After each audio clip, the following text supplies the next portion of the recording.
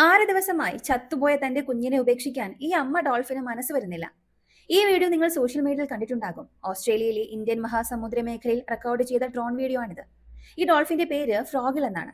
തന്റെ കുഞ്ഞ് ചത്തതിന് ശേഷവും അതിനെ കടലിൽ താണുപോകാൻ അനുവദിക്കാതെ 6 ദിവസമായി തുടർച്ചയായി സ്വന്തം ശരീരത്തിന് മുകളിൽ ചുമന്നുകൊണ്ട് നീന്തുകയാണ്.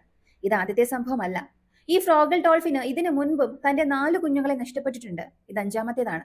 ഓരോ തവണയും കുഞ്ഞിന്റെ ശരീരം കടലിൽ താഴാൻ തുടങ്ങുമ്പോൾ എന്നെ വിട്ട് പോകരുത് എന്ന് പറയുന്നത് പോലെ അത് കുഞ്ഞിനെ മുകളിലേക്ക് ഉയർത്തി ചുമക്കാൻ തുടങ്ങുന്നു.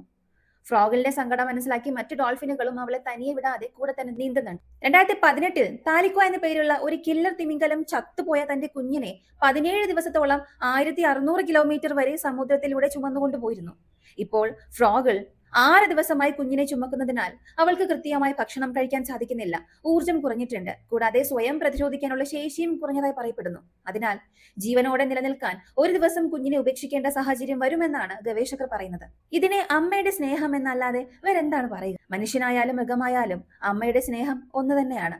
ഇത് കാണുമ്പോൾ നിങ്ങൾക്ക് എന്താണ് തോന്നുന്നത്?